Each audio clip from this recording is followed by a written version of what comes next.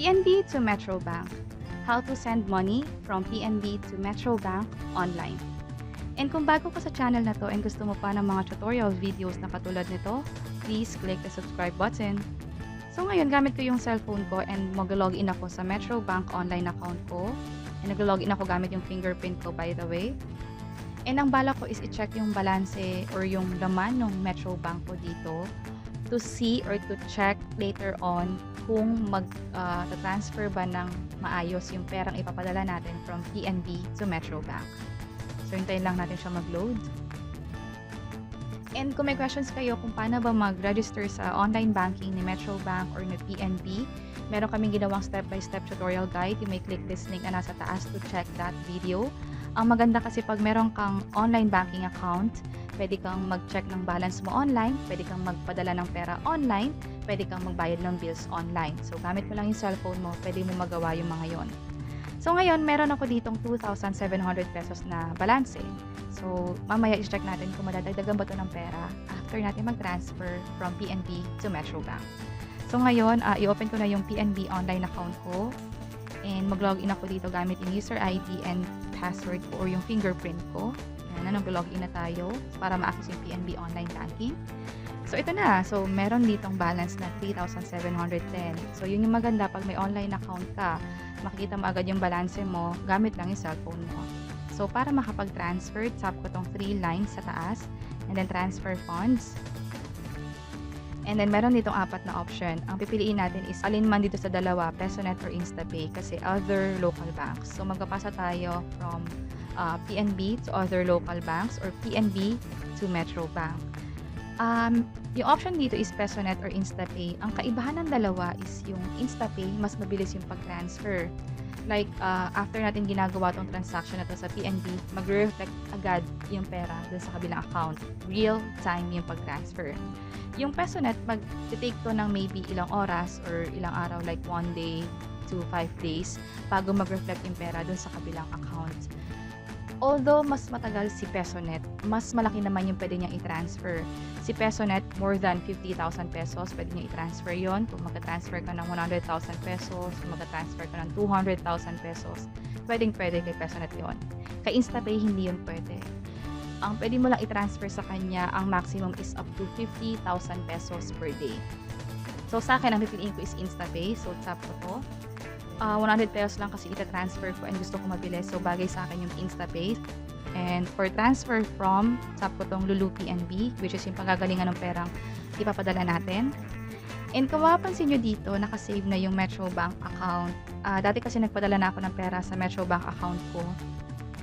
And sinave ko siya as payee list. So, paano ko yun ginawa? So, let's say, from scratch tayo, mag-transfer ulit tayo ng pera sa Metrobank and first time natin yung gagawin. So, tap ko tong New Payee. And then, lalagay ko dito yung lahat ng information. Yung bank, which is yung Metrobank. Yung account name, which is yung owner ng bank account na paglilipatan ng pera. Yung AC number or yung account number na pagkapasahan natin and yung address niya. Yung address is, pwedeng city na lang to, hindi exactly yung full address or yung complete address. And yung save to pay, ito yung option kung saan pwede mo siyang i-save. And yung alias naman, any alias will do. Basta mag-remind to sa inyo na anong bank account ba yun and sino ba yung owner nun. So, kompletin na natin to. So, hanapin ko dito yung Metrobank. And kompletin ko lang yung the rest ng information. And pag nakompleto ko na to, let's say nalagay ko na yung account name, account number, address, and alias, pag sinap ko tong continue, ang magpapakita sa inyo is bumalik ako dun sa list of bank accounts na na-enroll ko na kanina, itong Metrobank. Tap ko to. Magpapakita itong next page na to. Kung mapapansin nyo, nakasave na agad yung alias ko and yung account number na pagkapasahan.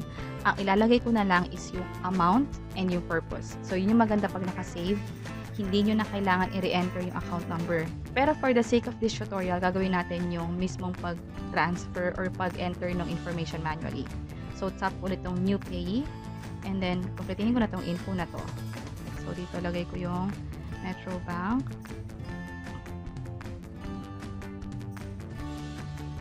Nilagay ko yung account name kung sino yung owner ng bank account na yon and yung account number. So, let's say, sa inyo, gusto nyo siyang i-save, pwede yung lagay ko dito Metrobank. So, ito na siya. So, pag sinap ko itong continue, Eto na yung information na nakita natin kanina. So, dito ilalagay ko na lang yung amount, which is 100 pesos. And then yung purpose is, let's say, funding. Pwede naman kahit ano, allowance, savings, or payment, anything will do.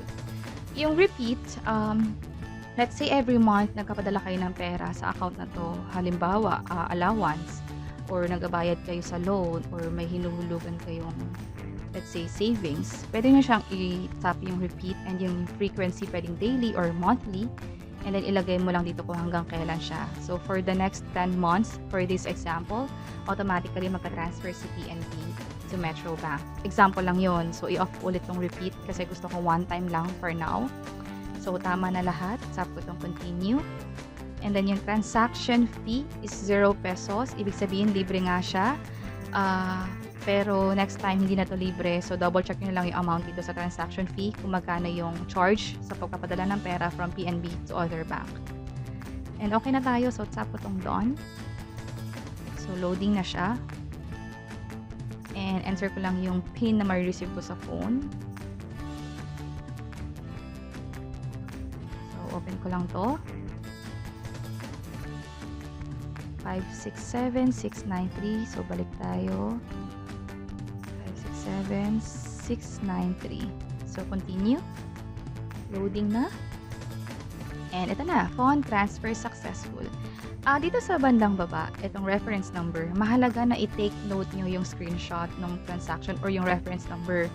Kasi magsisilbi itong proof na ginawa nyo nga yung transaction na yon online. Let's say kasi magkaroon ng aberya or issue na nag-transfer kayo, nabawasan yung pera nyo dito sa PNB, pero hindi daw nag-reflect yung pera doon sa pinagpadalhan ninyo. Pag ganun yung nangyayari, pwede kayo mag-report sa PNB to double check kung ano ba talaga yung nangyari, kung may issue ba. And might as well provide this reference number or screenshot ng ginawa nyong transaction. And ngayon, okay na tayo sa PNB. So, balik lang ako ulit sa transfer funds. And pakita ko lang na na-save talaga yung Metrobank kanina dito sa list of paying natin. So, ito siya, Metrobank Lulu. So, again, kung gusto ko man mag-transfer sa account na to next time, tap ko lang to. And na-save na agad yung account number. Ang i-enter ko na lang this time is yung amount and yung purpose. So, okay na tayo sa PNB. Balik tayo sa Metrobank. So, got it. And scan ko lang yung fingerprint ko. And hintayin natin mag-load si Metrobank Online Account. So, loading na siya. Maybe later. History. Check natin sa PNB kung hindi siya nag-transfer pa. Sabi dito is successful. Balik tayo sa Metrobank. So, log out lang tayo and then log in ulit tayo later on. So, back to home. Dapat mag-reflect agad yung pera eh. So, double check natin kung ano yung nangyayari. So, yun pala yung nangyari. Sorry for the inconvenience. You may experience service interruptions when using InstaPay service today. Transactions may take up to 30 minutes to complete. The issue is being resolved and normal service will resume soon. So, login lang ulit tayo para i-double check. So, kaya pala hindi pa nag-reflect yung perang padala kasi sabi niya, it may take 30 minutes to resolve. So, ngayon stop ko muna yung recording and then later on, continue na lang tayo. I-double check natin kung nag-reflect na ba yung 100 pesos na padala natin from PNB to Metrobank. And after few minutes, chinek ko na yung online account ko sa Metrobank. And ito na nga, nag-reflect na nga yung pera or nadagdagan na nga yung pera natin sa Metrobank online account. So, yun lang yung nagkaroon ng konting aberya. Pero overall, hindi naman tayo nagkaroon ng issue na hindi na-transfer yung pera ng maayos from PNB to Metrobank. And that's it. Sana nakatulong tong video na to. Please let us know by clicking the like button. And kung may naisip man kayong questions or topics na tingin nyo pwede namin i-share online, please let us know by providing a comment below. And ito pa yung mga videos na pwede nyo i-check online. I hope na makatulong to sa inyo. And this is Lou from Invest Library. Until next time, bye-bye!